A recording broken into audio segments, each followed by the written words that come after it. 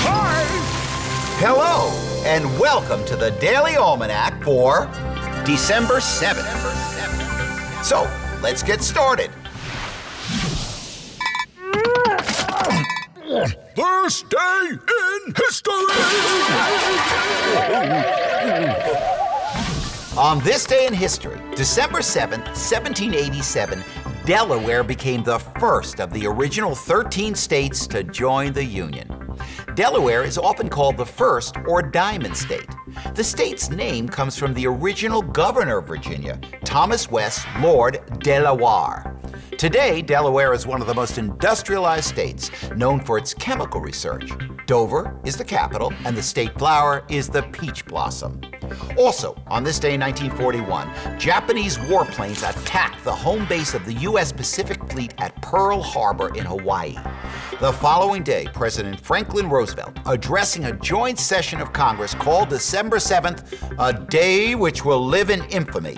Declaring war against Japan, Congress ushered the United States into World War II. And on this day in 1972, Apollo 17, the sixth and last U.S. moon mission, blasted off from Cape Canaveral. Flight Commander Eugene Cernan was the last man on the moon. Word Power! Today on Word Power, we're going to talk about the word umbrella. Now, we all know that an umbrella is a waterproof cover that you hold in your hand to stay dry in the rain, right? Well, umbrellas were first invented in China, but the word umbrella comes from the Latin word for sunshade or parasol, umbella. Originally, umbrellas were only used to provide shade from the sun, but over time, the waterproof version we use today was invented. Extremes.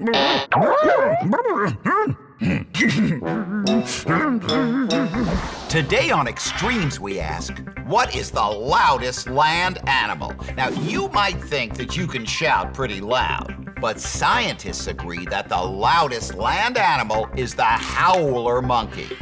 The howl of these tree climbers sounds like a cross between a dog barking and a donkey braying.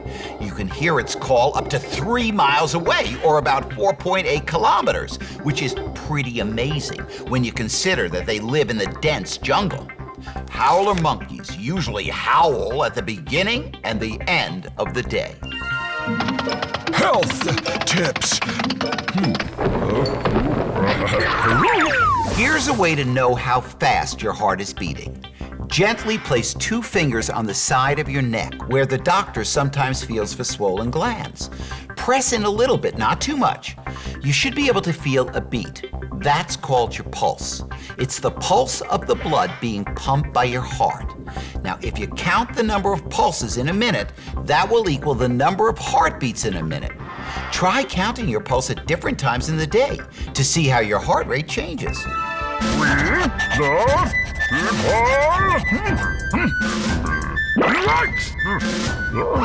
Fannie Lou Hamer was born on October 6, 1917 in Montgomery County, Mississippi.